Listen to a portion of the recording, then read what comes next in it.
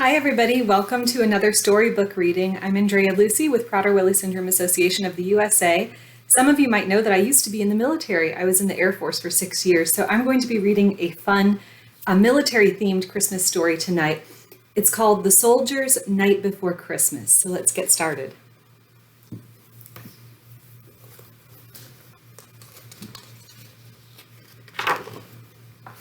The Soldier's Night Before Christmas. Ooh, look at that tent city. 'Twas the night before Christmas, and all through the base, only sentries were stirring, they guarded the place. At the foot of each bunk sat a helmet and boot, for Santa of soldiers to fill up with loot. The soldiers were sleeping and snoring away, as they dreamed of back home on good Christmas Day. Once snoozed with his rifle, he seemed so content. I slept with the letters my family had sent.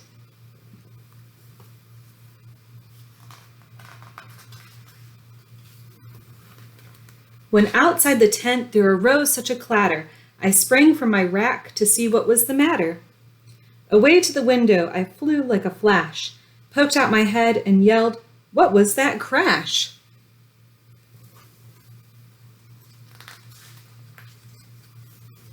When what to my thrill and relief should appear but one of our Blackhawks to give the all clear.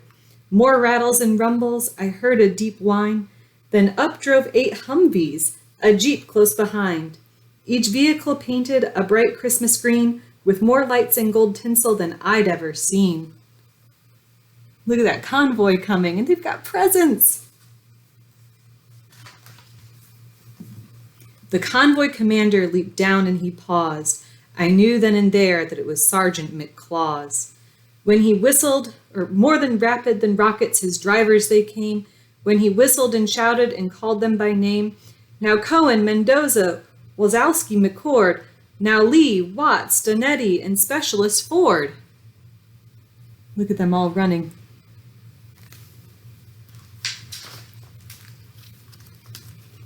Go fill up my sea bags with gifts large and small. Now dash away, dash away, dash away all.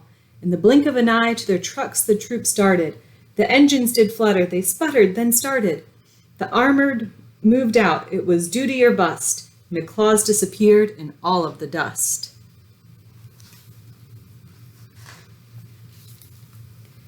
As I drew in my head and was turning around, through the tent flap the sergeant came in with a bound.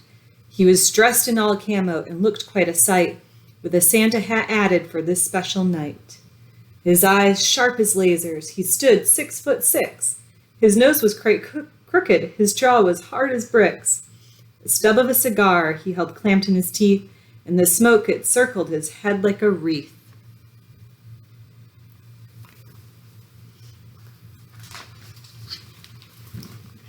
A young driver walked in with a sea bag in tow. McClaws took the bag, told the driver to go. Then the Sarge went to work, and his mission today, bring Christmas from home to the troops far away.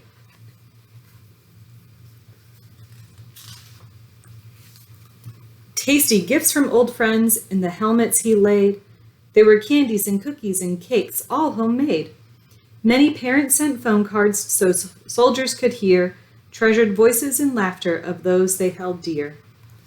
Loving husbands and wives had mailed photos galore of weddings and birthdays and first steps and more. And for each soldier's boot, like a warm, happy hug, there was art from the children at home, sweet and snug.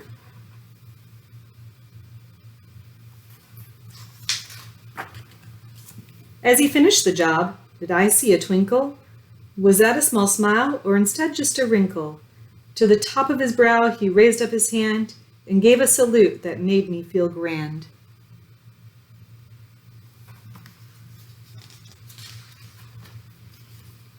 As the camp radar lost him, I heard his faint call, "Happy Christmas, brave soldiers, may peace come to all."